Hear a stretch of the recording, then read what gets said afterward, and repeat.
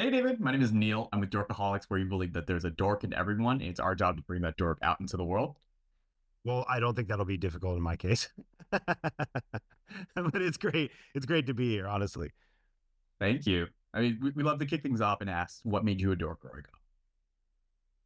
up. Well, I mean, my mind goes to one really obvious place, which is I played a lot of Magic the Gathering, but which I guess is considered kind of dorky. I don't know. I still play it with my friends. So that's kind of dorky. Play a lot of PC video games.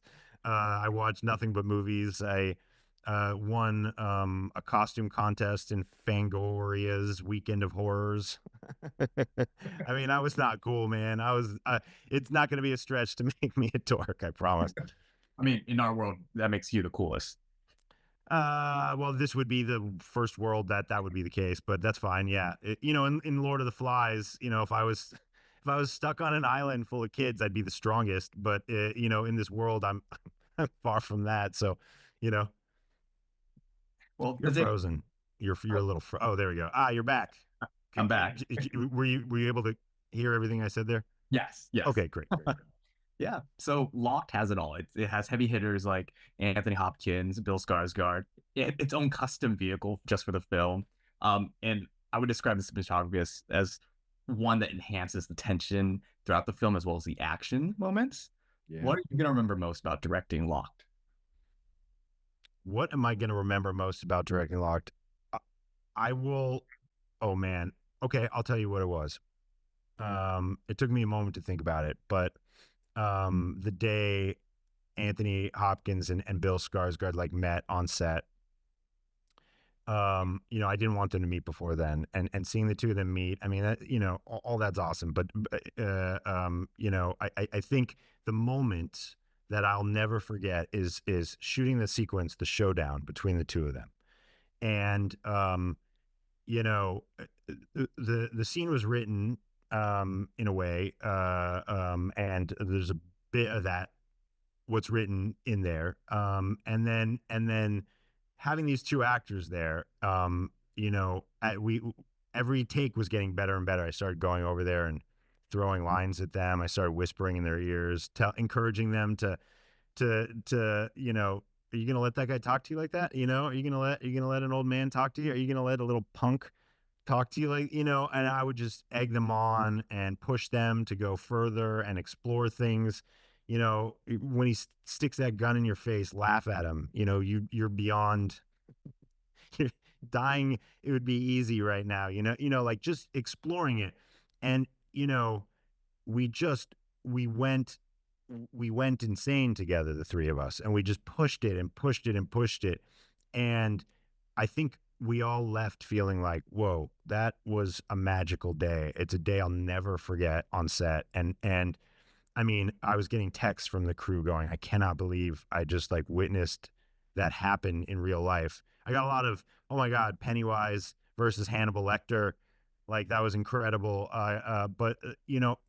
The actors, everyone, there was like a kind of high, we left tingling. And I remember I went home, not home because I was in Vancouver, but I went back to where I was staying.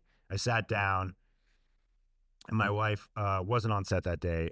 She's the costume designer, and she was like, "How'd it go today?" And I was like, "I think that was the greatest day I've ever had on set. Like we captured magic, and yeah, I'll always remember that." Mhm.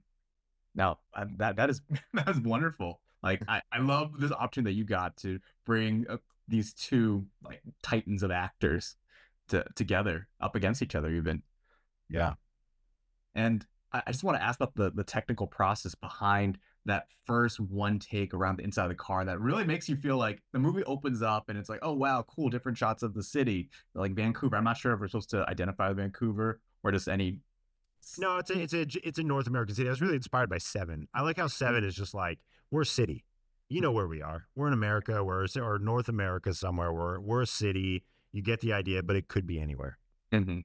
And then you transport us into the middle of into the interior of the car, and then the camera is just going nonstop all around, and you feel and it doesn't make you sick, but you're just kind of like, whoa, like we are stuck here in this car with Eddie.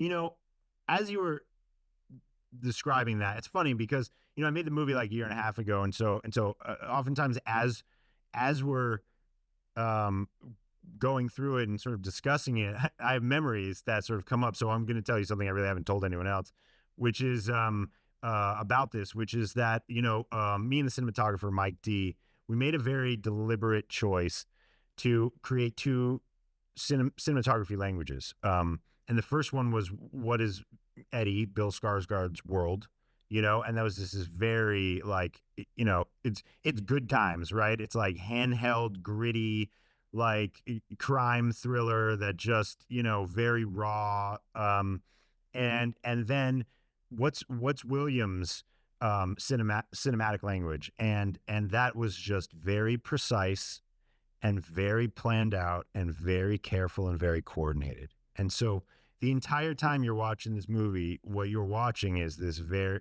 until that moment that you're talking about, it's a very you're in that indie sort of, grungy kind of movie. And the second, he's snared by that car, he's suddenly in Williams' world. And so that's where you see the cinematography change dramatically, and we start doing that oneer. And so the oneer is constructed out of three pieces. Just so you know, we did the bulk of that oneer. It was done totally real. The first piece we shot on location, and then as Bill gets into the car and as the camera follows him, we transition into what I would call like the real piece of the oneer. And in that we constructed the car on a sound stage where I think there was 8 pieces of it that could slide away. So each piece of it could sort of open up and expand wide, and they were on rails. So it wasn't like a whole team deconstructing it. It was just like slide it away, slide it back in. And not only that, it required a locking mechanism to be developed because if Bill hits against the windows and smashes things and he's trying to get out. So it couldn't just slide away when he hit it. It needed to feel like a solid car. So it slide it in, lock, slide it in, lock. And so to pull off that oneer, we had teams of people pulling pieces out, and we coordinated that with an operator on a techno crane who's like operating this camera that's sort of rotating around the car. And yeah, so it's on a sound stage, so the background's replaced, but everything that happens it's totally real. And then the last piece, of course, when it comes out the top, is a third piece, a drone that we shot, on the location. But that oneer in the car, was a scary day. it was uh, hard to pull off. It took many takes, but man, when we got it, the crew went nuts. Like there was we were all very excited when it happened, and when we and just so you know, when it all did happen, we realized people would want to know how we did this shot, so I put a GoPro on the lens and shot it so that people could see. And I'm trying to get it released as soon as possible so that people could see how we did that shot. But it's fun. It was a fun one. I mean, yeah, I had to ask about it, so I'm so glad that there's GoPro footage that will hopefully be released very soon. Yeah, I think so. And the film touches on themes of wealth inequality, justice, morality, because our two main characters are not wholly good guy and bad guy. So when you first read the script, what were your initial thoughts and feelings about Eddie and William? Well, to be completely honest, when I first read the script, I think William wasn't quite as evil. I think between Anthony Hopkins and me, I think our influence just kept making him more and more, pushing that dark side. But when you think about it, it's hard to imagine that a guy who built a car to trap a criminal and goes to the lengths that which he does, um, you know, there's some things that are just irredeemable that he's done. I won't say what they are, but there's he's a bad guy, and I read the script and I just thought like, this is super powerful. It's current. Michael Ross did a great job writing that script and pulling me in, pulling all of us in. And yeah, I mean, did that answer your question? It does. I mean, half of it. I wonder what were your thoughts about Eddie? Like for me, coming in, I was like, okay, this is a guy down on his luck. Like things are kind of rough for him, but we don't know his full backstory. It's just, hey, he's had to make some complicated decisions, and he's Sure. taking consequences in his own way. Well, this is a movie that it relies on, layers, right? Because we couldn't keep throwing new characters and new situations at it. So it's two characters in a car, so maybe three characters, but each one of them needs to have layers that you discover along the way. And so, so that's true about Eddie and that's true about William, right? You meet Eddie and you think one thing about him. You think, okay, this guy's kind of he's like a fuck boy, he's like, you know what I'm saying? You don't take him very seriously. But as the movie goes on, you understand that he has an emotional complexity and a depth to him, and he's much smarter than I think you expect him to be. And he has skills. Like he's street smart, he's clever. When you first meet him, I don't know if you realize or not as the audience, but you're seeing how street smart he is, how he can navigate a complicated situation and kind of play games and fool his way out of it. And William at the same time, when you meet him, I think that you relate to him. I think in the moment when you meet him, you might even be rooting for him. I mean, I think all of us have been, had something done to them that sucked and wanted justice, or at least saw someone having something done to them that sucked and wanted justice, and so you can relate to that feeling.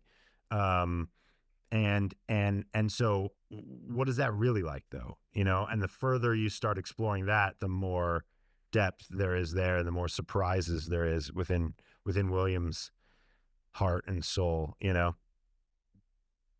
And last question, with your experience in VR productions, do you see a potential for a locked the VR experience?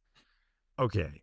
No one's ever asked me that before, and I actually appreciate you asking that because, yeah, I made a VR, I made a couple VR things, right? I made the Exorcist VR thing for Jeremy Slater's Exorcist show, and I made it was, by the way, brilliant writer Jeremy Slater, and then I was fortunate enough to make like an in-engine VR experience called Belko VR for the Belko experiment, which is another brilliant writer. James Gunn wrote this thing that at MGM, and so yeah, I absolutely love VR, and I I I would describe my career or my dream life to sort of find a space where I have one foot in video games and one foot in movies. And I think when I say that, the obvious thing is like, oh, you're going to adapt a video game into a movie. But I don't necessarily mean that. What I mean is like, what is the future of that convergence, and where does that go? And does that mean I'm virtually on a set at some point, working in Unreal 6 or 7, like in VR, and directing things in that capacity, or does it mean that there's going to be, interactive components to experience? I don't know. Like, I don't know what the future holds in that space, but it's really exciting. And I love it, and I love playing with it, and I don't care if that makes me a dork. Well, we'd love to have you. Thank you so much for your time today, David. I'm so very much looking forward to seeing Locked in theaters next week with my friends. Thanks, man. Thanks. I really appreciate it. This was fun.